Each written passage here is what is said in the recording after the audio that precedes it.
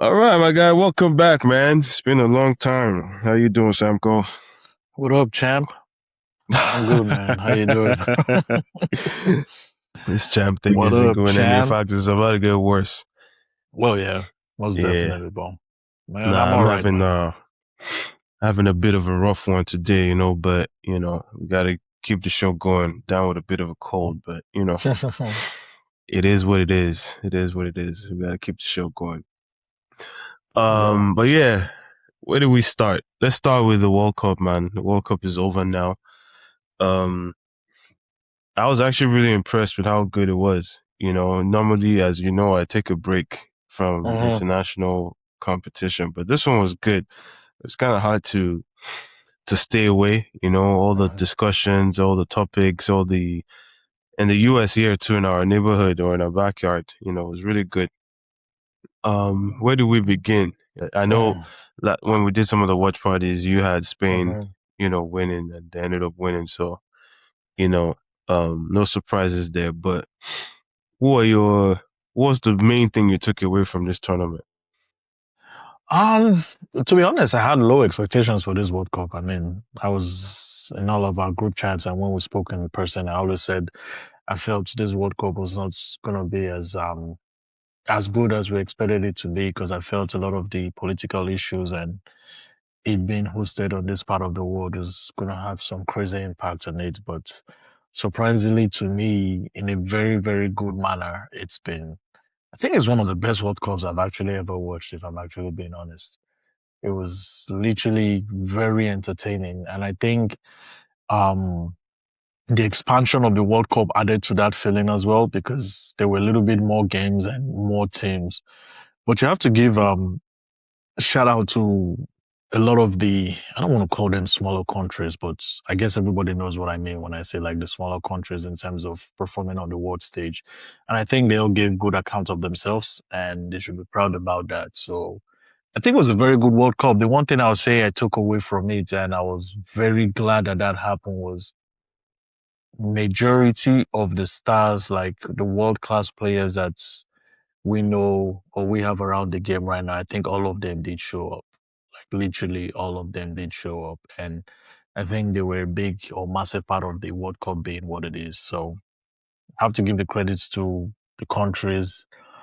Whether I would like it or not, we're still definitely going to give FIFA their credit. But I think the fans and the players were the ones who made this World Cup exactly what it was. So yeah, that was a big one for me. But it was a very good tournament from beginning to end. To be honest, it was a very good tournament. Yeah. Were there any letdowns for you though? Oh yes, Germany.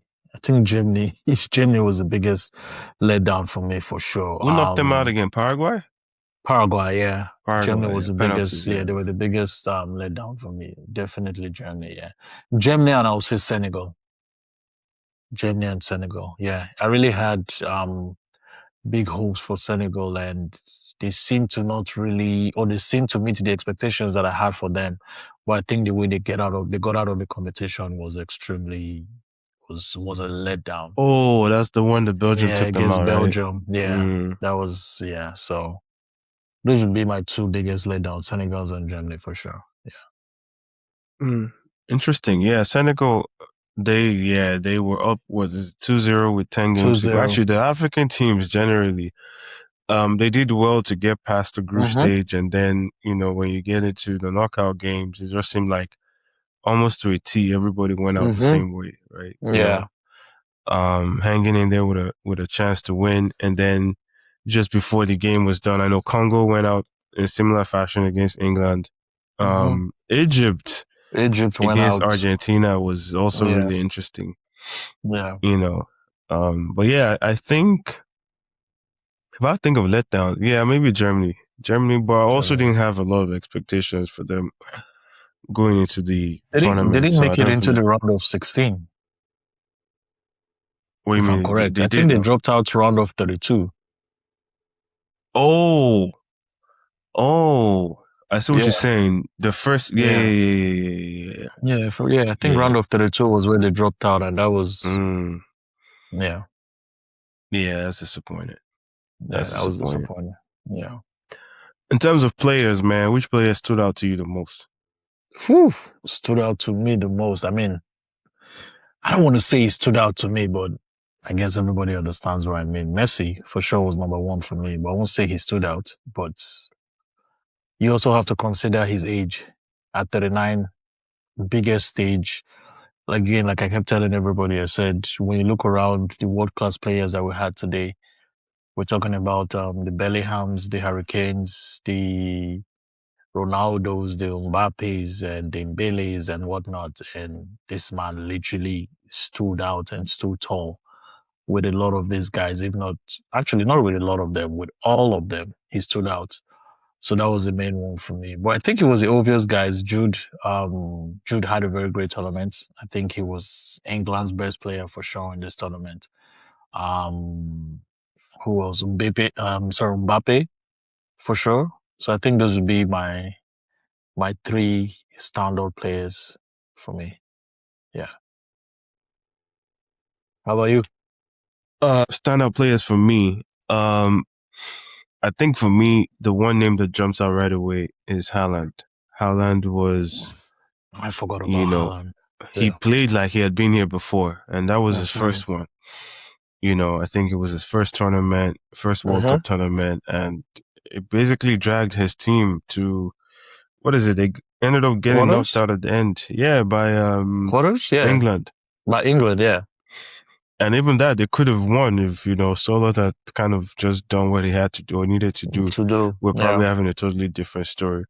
And, for a team that young and, never having been at this stage or this stage of the world football before, they play like they'd been here before. They fully deserved it. When they knocked out Brazil, I think is the biggest credit you can give to them is it didn't really come as a surprise to a lot of people. No. So, from that standpoint, it's kind of hard to look past Haaland for me. Messi too was incredible because, like you said, at 39, still doing that and still dragging his team. I think if you look at the numbers, it was leading across pretty much every metric Everything. for his Yeah. team: goals, assists, chances created, and all of Literally that. to the last day of the tournament. It was extremely integral to everything Argentina did. So it doesn't get more important than that for as far as player to a team. Yeah. And then, finally, I mean, Mbappe just looks like he's made for the World Cup at It's this made point, for the tailor made, is man. ended up breaking the record. All credit to him. It always felt like a matter of time.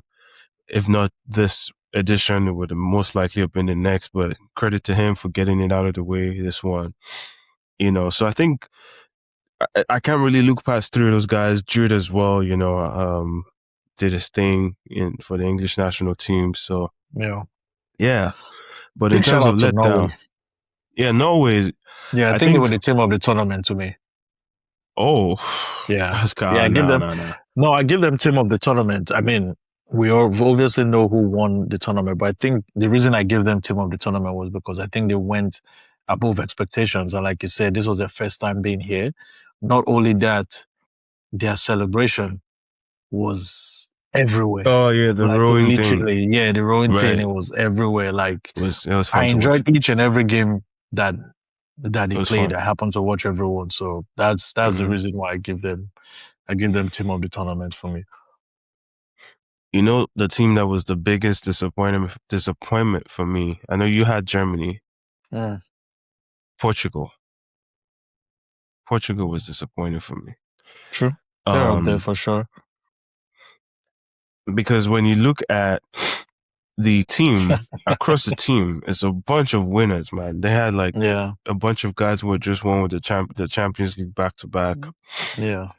You have one of the best players of all time in Cristiano Ronaldo. Of course, he's aging, or he's older now.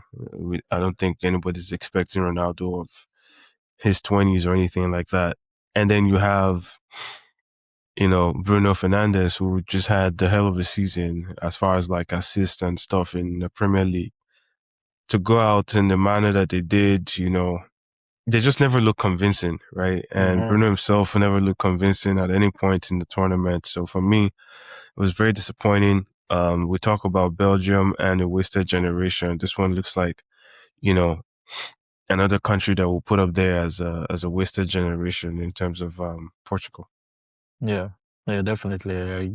I agree with you on that for Portugal because they fell out, if I'm correct, in the quarterfinals as well too, right?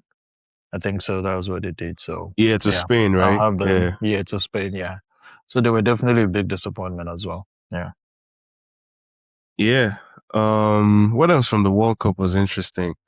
man. The third place game between bless you, between France and England. Oh, France and Boy, oh boy, 6-4.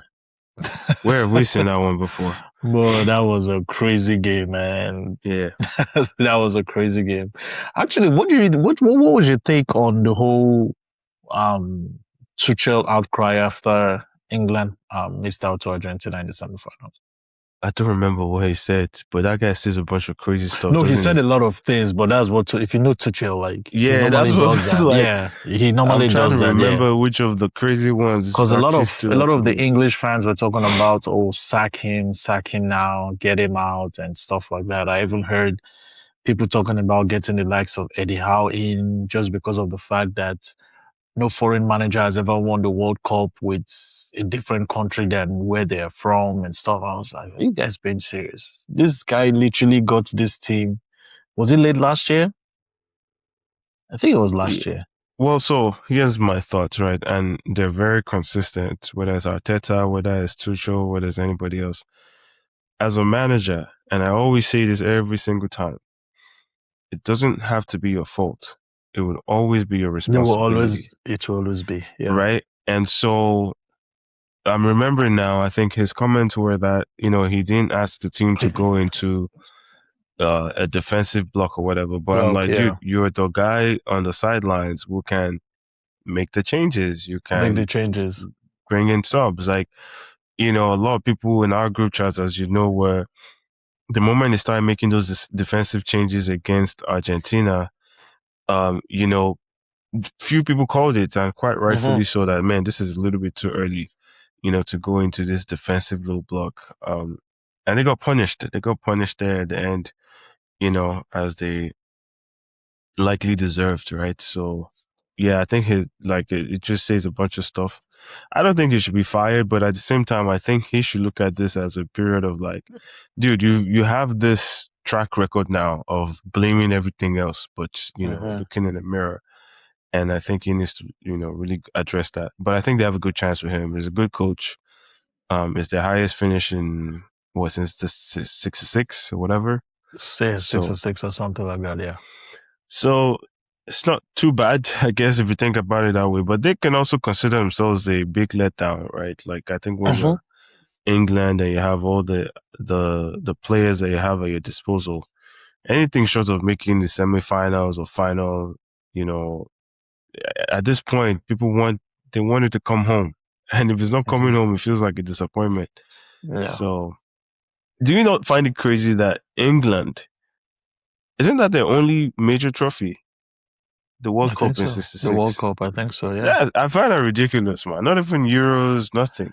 And that's why when I look back at it and I see the reaction of some of the fans, I understand the generation of players that they have would definitely raise their expectations. But when I look back at it, if you look back at all the English teams that we've known and been watching football, like they've never been the type to play exciting or beautiful football when you compare them to like the other teams and all that. So it's like, why do you guys just expect it to change all of a sudden within how many games? And for the fact I'll that tell you why.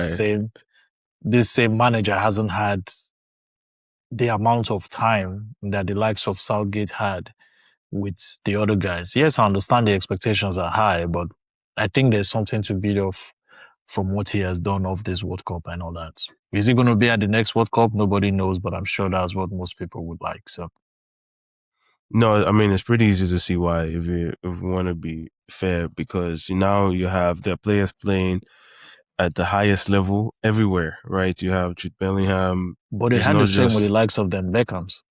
yeah, but now I'm talking about like you have players who are playing in Champions League finals who have won these things, and they're now playing in different systems, different styles.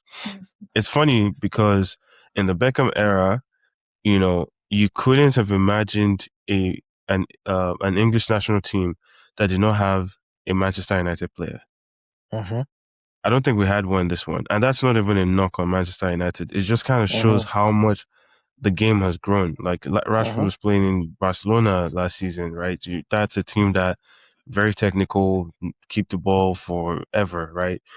Jude Bellingham's playing Real Madrid. Yeah, I don't think you would say Real Madrid is not a technical team. Saka is playing for Arsenal. Like these are players that are playing now in all different kinds of styles. Harry Kane is playing in Bayern Munich, who they can keep the Yeah. ball forever, right? So now you have this. The styles have evolved over time. That it's not so much of a strong argument anymore that these guys are not used to playing, Yeah, but at technical the or same whatever. time, I think when you bring the manager aspect into it, that's why I said he's not even really had the time with his players. Like he's really not really had the time. If you remember the last international break before the World Cup, he had a lot of his players sent back. They didn't even play. The likes of the Rice, the Sakas, some of them, I think them Eze and everybody, if you remember.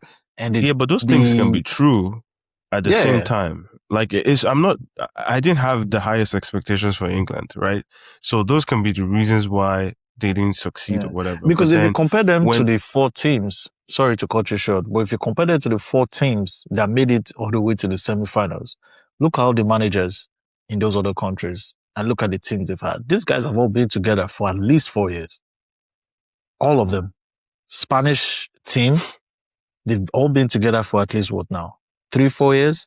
Argentina, same manager, same players mostly that won the World Cup. So they've definitely been together for at least 4 years. Same thing with France. So yeah, that's but why for me, I felt like, we're addressing Tuchel's comments, right? Like, I oh, the agree. comments. Oh, yeah, Yeah, the comments the different. time Yeah, factor could be a thing, right? yeah. Yeah. But if you come out and say, okay, you know what, this is our first rodeo together as a team, and there's still growing pains. I think most people can kind of be reasonable enough to that degree. Yeah, the comments When were you crazy come for out sure. after laying an egg like you have done against Yeah. Argentina, and then the words that you used to convey your thoughts are like, maybe some of these teams are just better at keeping the ball, or is our DNA and all of that, then you lose every credibility because everything I just said is still true, right? So that's all Mm-hmm. I'm responding to, where it's like, dude, you lost, you got beat. I think most people, whatever you say, see it as mismanagement of that game. And you need to take responsibility. You need to take accountability for that. And let's just move on. The Euros are going to be here in 2 years, and hopefully you're much better after that. Don't blow smoke up of our eyes is what we're saying here.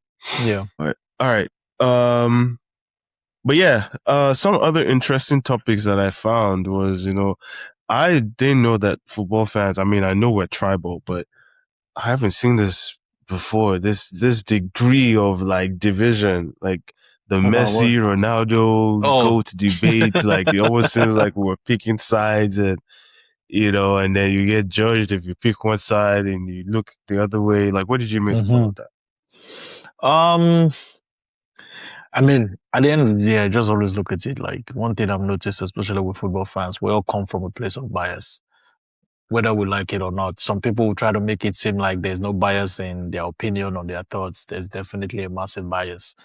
The one about Messi was funny to always see the debates and the discussions among different group chats on how people saw the game. And I think it was funny because in one part is like you have a lot of people who are not the fans of Messi almost trying to group everything together with that of Argentina, right? And if you come out to say anything just because you're a Messi fan, they make it seem like you're supporting Argentina. And it's literally the same things. And one thing I noticed is, I mean, it's clear, it's obvious now that we know who the GOAT is or who the greatest is. Doesn't put down anything about Ronaldo, right? But when you guys bring in these conversations or these debates, there's literally nothing you can use to justify or say what you or why you feel Ronaldo is a GOAT anymore, because now there are not things that are very obvious that we can use in whichever way you want to compare that Messi comes out on top.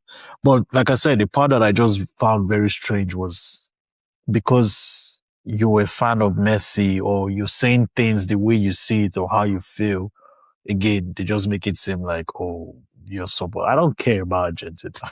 I don't give two about Argentina and whatnot. But then again, this is the tribalism of football, right? Whoever it is you love, you like, and prefer, you're going to do and say whatever you can based on your own bias. But then again, it also depends on how you see it. And for sure, you could tell that a lot of the Ronaldo fans were really hurt this World Cup because it wasn't a good showing for him, for his team, Portugal, and all that. But I mean, at the end of the day, we all love the game. We all enjoy the game. Whichever way you choose to see the game or make it seem like FIFA is cheating or doing this for anybody, it was just funny. It was literally funny to see because it took me back to when a lot of Arsenal fans are talking about, look at what the referees are doing, look at what VARs are doing. And you're hearing, oh, don't complain about the referee. Oh, don't complain about this. And then you keep quiet. And then a few months later, you're not hearing, oh, the PGMOL and the referees are doing everything for us not to win. And then the next minute, so it's, again, there's always going to be bias in part of how a lot of us see the game. And it's okay. We can only judge based on what we see. I know what I see. It's clear, like I said. You don't even need my bias anymore if you're bringing in those type of debates. So to each their own, I guess.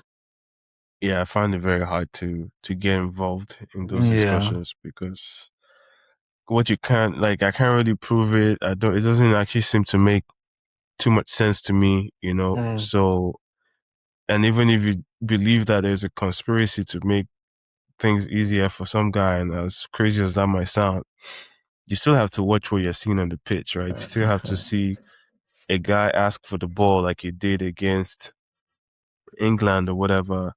You know, quarterback in the old game, right? Like there's nothing anybody can do to set things up for a player like that. You still have to put yourself in a position to deliver, to execute, and I think he did that.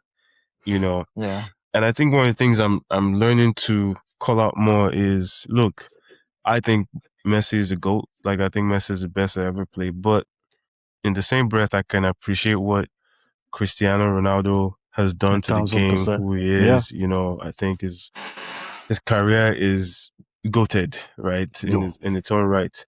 Yeah. So I just don't like to see what it does to us sometimes, where it's like, man, you know, you have to almost put someone down to exalt the other guy. And that's the thing about football I don't like. It just feels like you always have to put someone down when you're talking about the other one. And it's like, no, you don't always have to put the other one down. Yeah. Yeah. So, but yeah, all in all, I thought it was a great tournament, you know. And Spain are now the deserving champions. They conceded only one goal the entire tournament. And they did it with pretty much none of their... That team is something else, man. Yo, Lamine Yamal basically didn't even really show up. Didn't even show up. I remember against Rodri just got the play of the whatever, 0 goal and assist. You know, so they just kind of tear you apart very methodically, right? Yeah. You know, so that's hell what of they a do. team, man. Yeah. All right. In about a month's time, we are going to go back to everybody bearing their... we're back already. We're back already. You know, so this is the part. We're back already.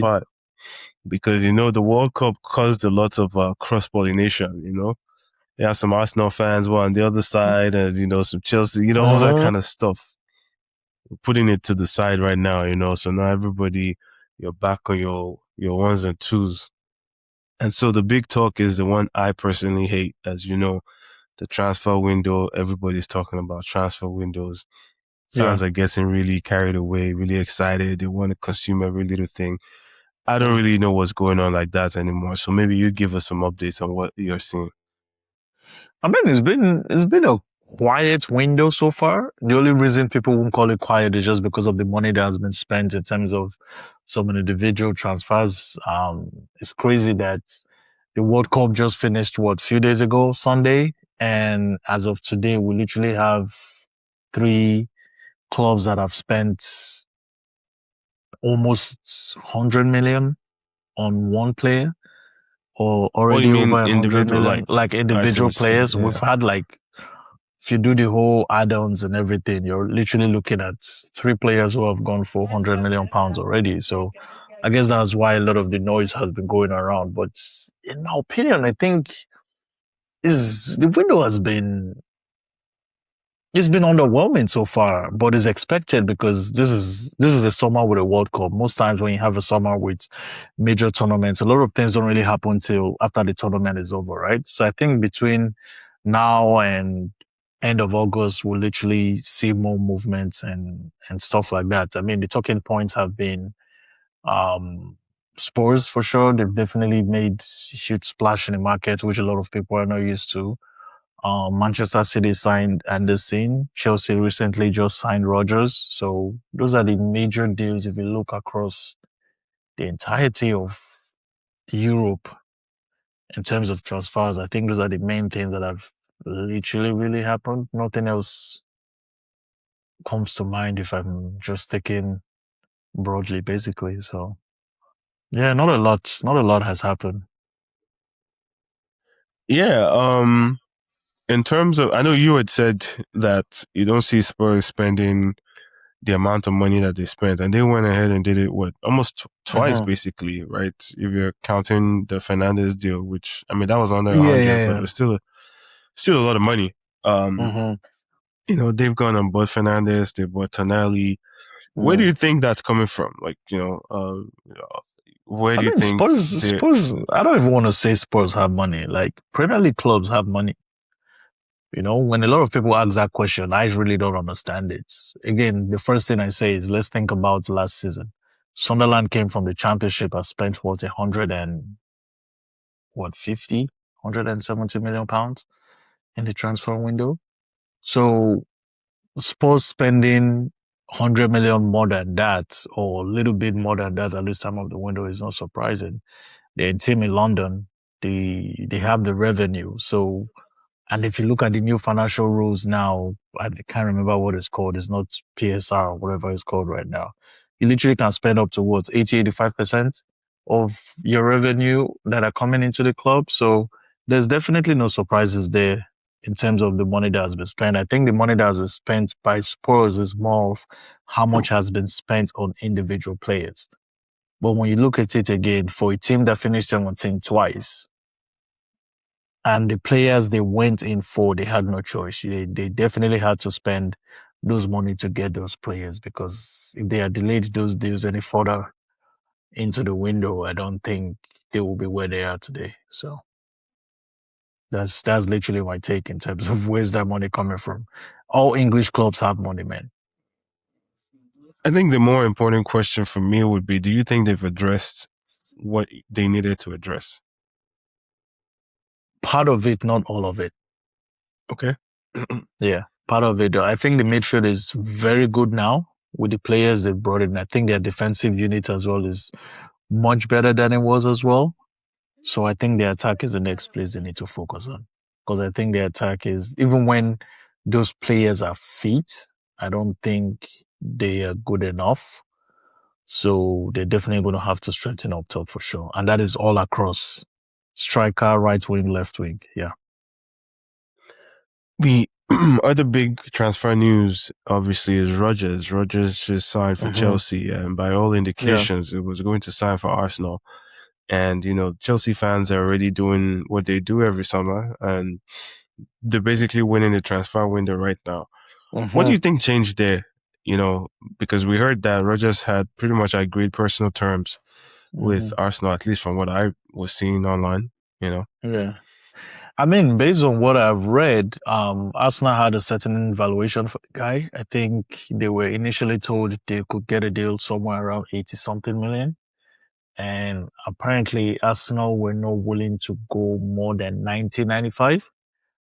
So right after the World Cup, they were hopeful for more discussions to go between the clubs. And Chelsea came in. Chelsea literally offered 117, no add-ons.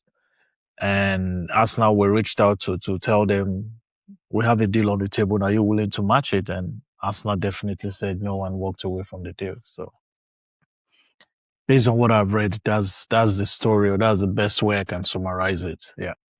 what do you think about Arsenal walking away? Do you think they should have done more to A close that? thousand percent. No, no, no, no. I wouldn't. I'm not. I don't know how to put it because when it comes to transfer, market and the money that is spent. A lot of the times I don't care about the money, but I care about how smart clubs go about the transfer window, especially for my club, because we're literally a self-sustaining model type of club, right? So I rather my club to be more smart about the kind of transfers that we do.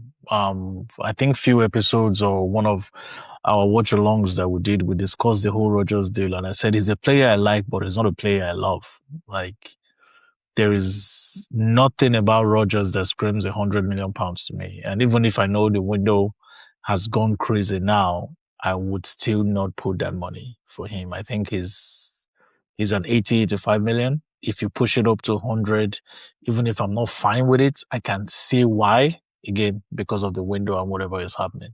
But when you're touching 115, 117, he's literally the second most expensive player in the Premier League right now, right behind Issa. That is crazy when you think about it. Because, like I said, for me, I rather my club be smarter. Some people tell you, "Oh, these signings make you the money back." I mean, let me ask you as an Arsenal fan: if you go into the Armory tomorrow and you're trying to buy an Arsenal jersey, you have Eze, Saka, Rogers, Eucharist, Declan Rice. Which of those players will you be picking their shirt first? What will be your top 2 or top 3 shirts you'll be picking first? 0-0. I don't be wearing nobody's name on my back, No, you know. just if you had to. Yeah, I mean, I don't even know if I look at it that way because, like I said, I don't pick the jerseys off the players, but I Yeah. think I care more about what you're offer on the pitch. And I was looking at Rogers' numbers, and obviously the eye test is what it is. Like Rogers is an exciting player. I'm not gonna front about that, but I couldn't tell what the output was in his best season or his best seasons at Villa that somehow trumped his best season at Crystal Palace, right? And for 117 million pounds, I don't know that it's a deal I'll personally make as well. You know, so I think Chelsea got the man, and credit to them. I think That's it. it's a perfect. I think Chelsea is actually the perfect fit for him in terms of out of both teams because, like you mentioned, Eze, he's very similar to Eze for me as far as I'm concerned, and this is including the eye test. When I watch Eze and Rogers, there's no difference. Like I said, the only thing I'll give Rogers over Eze is that he's more of a better ball carrier than Eze is. And most other things, I don't think he's better than Eze. And they are very similar type of players. When we lost the likes of Trossard, I could see why they wanted to go for Rogers because I felt it was a little bit like that profile. But again, for the fact we already have Eze in the squad, why are we spending that type of money on the same profile of player? But now that we got in Zulis, I was like, nah, I wouldn't do that deal. I wouldn't do that at all. And like you said, when you compare the output and everything, is it making a difference for you? Does it really take you guys to the next level after you've won because people also need to realize that we've won the Premier League and you want to strengthen or you want to get better in a position of strength, right? And again, when I look at Eze, is he one of those players that take us to that next level? I can't tell you 100% he does. And if I already have that doubt in that type of deal right now, then that tells me that is not something I'm really willing to do immediately. I'll be willing to put that on a much better player. When we signed Declan Rice, at that point, I didn't think it was £100 million player. But if anybody asked me if Declan Rice was taking us to the next level at that point, 100% yes, I was sure about it. So, but for Chelsea, like I said, to me, I think that's the best place for him because they don't really have a left winger. And if Alonso wants to use him as a left winger, he fits the mold. If Alonso wants to play his 3-5-2 with with the two number 10s in behind the striker, I can see him drifting from the left, Palmer from the right. Again, he suits them. If he wants to play in the middle when Palmer is in there, he can play there. So I think it was a much better deal for Chelsea than for Arsenal, basically. So good purchase, I would say, for Chelsea. Okay. you kind of took us there, so let's touch on the Zulis, right? I personally don't know too much about the guy, but Yeah. he is an Arsenal player now. So maybe Um, for those like me who aren't familiar with his game, what do you have to tell us about him? to be honest, I haven't seen much about him. I've heard about him for a little over a year now. Definitely heard about him for sure. Last season, I know I saw him about 3 times, maybe max 4 in the Champions League. I remember for sure when he played Barcelona, and I can't remember if it was Atletico Madrid or some other team like that. I think the thing that I like about him is, I don't know, I've always been a fan of two-footed players. Sometimes I really don't know which is his best foot, right or left foot. I think is extremely technical. I really do like the deal. Like I said, the talent to money ratio spent on this guy. These are the kind of deals that I like. I prefer being smart in the transfer market. So looking forward to seeing what he has to bring to the team. Hopefully he adjusts as quickly as possible. But yeah, So I really do like the deal for sure. I'd ask you about, what you think Spurs still need. So we're probably going to have the same Mm, conversation about Arsenal. Trossard has gone mm. now to, is it Fenerbahce or something? Or Galatasaray, one of those teams. Besiktas. Oh, Besiktas, sorry. Yeah. Um, so we're a bit short there, and then the Burden Zol Yeah. is, I don't know if it's a replacement or just Yes. one of, but as you look at the team that just won Yes. the Premier League Yeah. and went to the Champions League final, what kind of strengthening are you looking for in this team? I think right now, based on how things have gone, the World Cup is over. I think the 3 main targets for me right now would be a top left winger, a top midfielder, and a centre back. If we get those 3 in addition to what we've done already, I'm literally okay for the window to go back into next season. I'm So I hearing think names those would like be the top. I'm hearing names like Bakola. I'm hearing names like Mm. Guimarães. What are your thoughts? Yeah, the Bacola one, I'm not on that train. I don't know why I just don't rate him that highly like most people do. And like I said, when you find yourself in a position, we were penalty kick away from winning the Champions League. We won the league last season, and you want to get better. And I don't see that with Bacola. Some people might come at me and tell me what they see, but to be honest, I don't see a difference between him and Martinelli. But that's just my own personal opinion. So that of the Bacola train, I'm not crazy about it. If it happens, I'm just gonna be on the lookout and see how that goes. Bruno Guimarães, I think that is one deal we have to do. That is the one player this season that if you even get me that player that if you just get me Bruno this season, man, I'm ready to go with that squad into next season. Like literally. Just get me Bruno. Because again, I've said we needed a midfielder this season. Bruno has always been one of those top midfielders in the Premier League that I've always thought that we needed at Arsenal. His name wasn't one of those names on my list that I felt would have the possibility to have. But after the news came out that he had already communicated to Newcastle that he would love to join Arsenal, that's one player I'm all in on because that guy is someone that I say right here, right now, he takes us to the next level. Like literally takes us to the next level. You can now afford to tell the likes of Declan Rice to literally sit and play the number 6, and I know who is playing my number 8 is more than capable. Like he's that guy, literally. So that's the one deal. Once we get that deal done this summer, yeah, I'm ready to go, man. Whatever else come with it, yeah, I'm fine, literally. So for sure, Bruno is a must we have to do because Declan Rice has also played a lot of games, and he's Right, a guy right, that right. he can play in the 6 for us as well. So if you come in and say, you know what, Declan, we're going to give you a little bit of extra 2 weeks before the season starts to just put yourself on ice, you have the likes of Bruno in there. I'm good. So he's one that I really really hope happens. And in terms of defense, we just Mm, heard the news that Saliba is not going to get surgery, going to be mm, out for a while. Club hasn't announced how long, but I think we can expect it to be months rather than weeks. mhm. Um, and you've said you like to see a defender come in. What does that defender look like in terms of profile? You see, it's hard for me because we don't know the extent of this injury. We don't know if it's 2 months. We don't know if it's 3 months.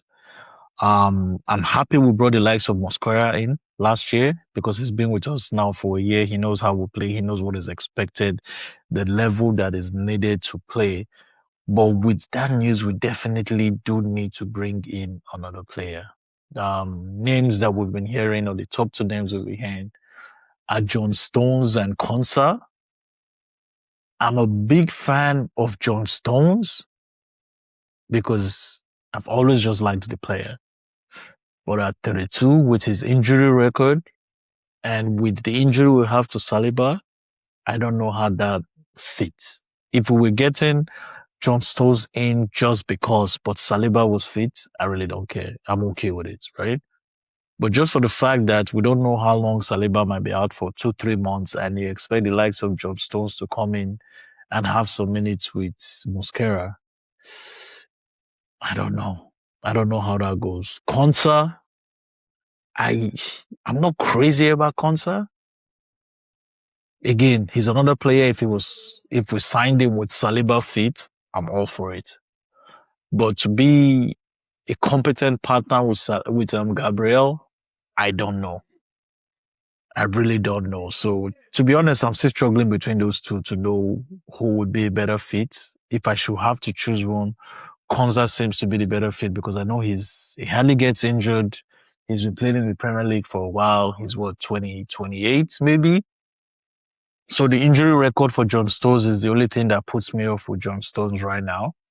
But we would wait and see. We would wait and see. I don't know. That position is very tricky for me right now. So I wouldn't know. Cool. Well, let's move on to United. They've done some deals and then didn't do some deals and looked like they did some deals and deals fell through. But ultimately, I think they've signed. What they signed again? Santos and Tillemans Tielemans. and Santos. Yeah. Right. So, what do you make of those signings for them? As of today, again, my opinion, but as of today, I think they've done the best business in the window. For everybody that I really like the business that they have done. Santos and Tillemans, people that know me know I'm a big fan of Tillemans. And I think Tillemans complements Bruno Fernandes really, really well. I think all they need to do is just get Tonali type of defense. Like Tonali type of defensive midfielder because they lost Casemiro. If they had gotten Tonali to add to Tillemans and Bruno, that would have been such a nice balanced midfield. So I think they need to go look for a defensive midfielder. But out of all the clubs right now, especially in the Premier League, for me, I think Manchester United have done the best business, not just the type and quality of the player. I think also regarding how much they've spent. Like literally those two guys cost them about £85 million for Tillemans, who's highly experienced in the Premier League. I rate Santos myself. And I think if he gets the minutes at Manchester United, so yeah, I have nothing negative to say about Manchester United's signings so far. Like I said, I've been a big fan of those two signings that they've done. For 85 million, Tillemans and Santos, boy, that's a good day. I'm not crazy about the 100 million type of signings. Like, I've never really been crazy about them. On that now, they make me so, every time I see those numbers, it's so scary. Yeah. Yeah, so for everything, I think I'll put Man U right now in terms of transfer window. I think they've done the best businesses so far. Cool. Liverpool, we haven't really heard much from them, I don't think. Yeah. Why do you think that is? I think all they brought in was, what's his name? The Munoz guy, the Spanish winger. I think that's the only guy they brought in. They signed Jacquet from, was it Lille? Can't remember the French team that guy was. The centre back.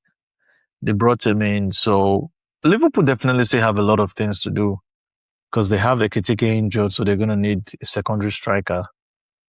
I don't know what they're going to do with their left wing for the fact they just have Gakpo. They need a replacement for Salah. So I think their numbers have literally gone down with Salah leaving, Ekitike injured. But then again, they have a new manager. So I guess we'll wait and see. Like we've said, like the window is very slow. Nothing much has happened this window, and things are literally going to kick off anytime from now. So we'll wait and see in terms of Liverpool what they have in stock for everybody. Yeah, I think what people don't realize is, like you mentioned, the major competition in a summer like this would obviously slow things down. And we've also not seen one of those like domino transfers. Now, Type of what I transfers, mean by domino transfer is someone spent 100 million and it means that the other team has 100 million that they can now go spend, right? In Chelsea's case, it looks like some financial engineering happened there. Don't want to accuse them of anything shady, but you saw 24 hours later, 24 hours later, Garnacho went the other way, right? So it's like, okay, did you really spend 100 million, right? Yeah. It just seemed like something to balance the books. City spent 118 on Forest, but we've not seen the ripple effect of that.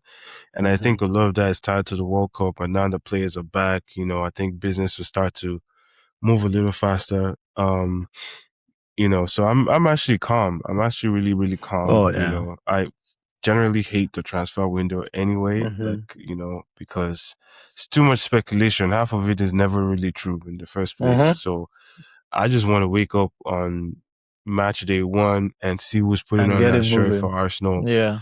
And I will support whoever's on the team, and we'll keep it moving, So, yeah. Before we get out of here, man, City, what do you make of the deal that they've done? They've only really done one big deal, which is the Anderson one, right? Good player. Another player I'm a big fan of. Remember, we spoke about this even before the season ended, and he was one of those players I said, whether you like it or not, you see that 100 million mark?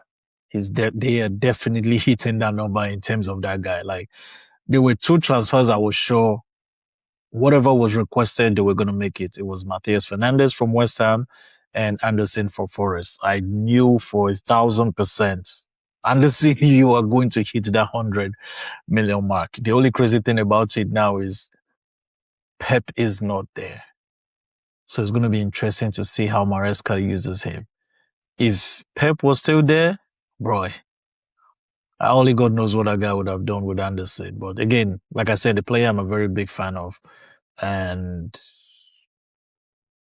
the market is the market. He would have done the same thing to do with Kevin Phillips or whatever his name was.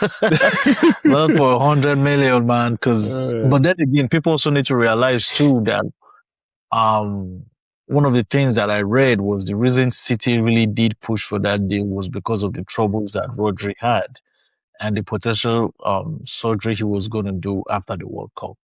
So that was what I read. So yeah. Well, another deal that didn't shock me from the get-go.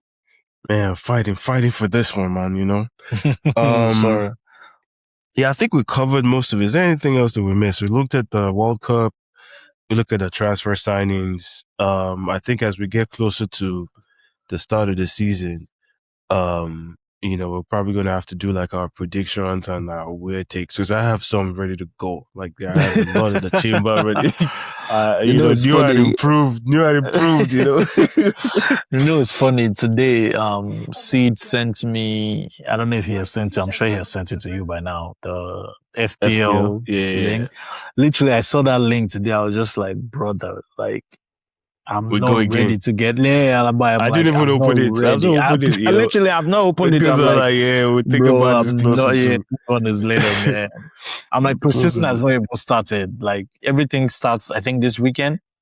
I don't even want to know the schedule. Honestly, I think the games all start this weekend. I think Manchester United plays tomorrow. No, we play because we just started training this week. So I think we play the 1st of August, I think. Oh, that's how champions do anyway. I think, yeah. Because, we had the extra week too in the Champions League. Yeah, so we started our preseason. Sorry, my friend. Before we move on, we have to say a big congratulations to the Arsenal guys that won the World Cup. it's champ season, It's champ season. It's champ season. I just remember that some guys went and played, into the, so Merino, Zubimendi, and Raya, they're going to come back to join the team as champions. We're really, really proud of you guys, proud of from the Arsenal faithful. I really wanted to see England, Spain in the final and, see how all my Arsenal boys get along. But, it wasn't to be, but still Spain won, and so did Merino's, Zubimendi, and Raya, who are now world champions, Premier League and world champions. Man. That is world crazy. Champs.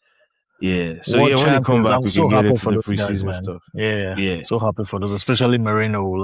Especially Merino. He was one I thought was not even going to make the squad because of the injury. I was going to say. Did you see the documentary that the club put out? Yeah, the one they put out. Yeah, I watched really enjoyed that. Yeah, I've always been a fan of that guy, and it's so crazy. He's just one guy that is so chilled and everything, but professional. He's professional, and again, he's one of those players when you see him and you say, you don't look fancy, you don't do the fancy stuff, but there's a reason why all the managers play you. There's a reason all of them play you, and I was so happy for that guy because, man, he's won the Euros, won the Nations League, won the World Cup, won the Premier League. He won the Cup with Real Sociedad, and I think he won the German Cup with Dortmund. He's a winner. That's what he is. Bro, he's a winner. Yeah, man. Shout out to KD, your striker. CADMST. Yeah. CADMST, my boy Merino. Yeah, man. I'm always going to say that was going to be one of my biggest calls. Remember when I said he was going to play striker for his biggest calls, and it was instrumental. Yeah. I haven't seen the schedule preseason. I know you were talking about the preseason schedule. Preseason. Yeah, but I don't know who we played Girona, Como, Dortmund, and someone else. I can't remember who the other team Como is going to be fun. I really want to see that Como game, yeah. So Girona, Dortmund, Como. There's one other team. I don't know if that is the Community Shield or actually, let me check. I know there's 17th, August 17th. That's City, right? Yes, City, yeah. Let me try and see if I can find the schedule.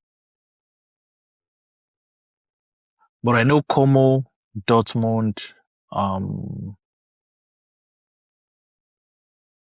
Girona, yes. I know those guys for sure. So, men's team matches. Okay, so August 1st, we play Girona. August 5th, we play Real Betis.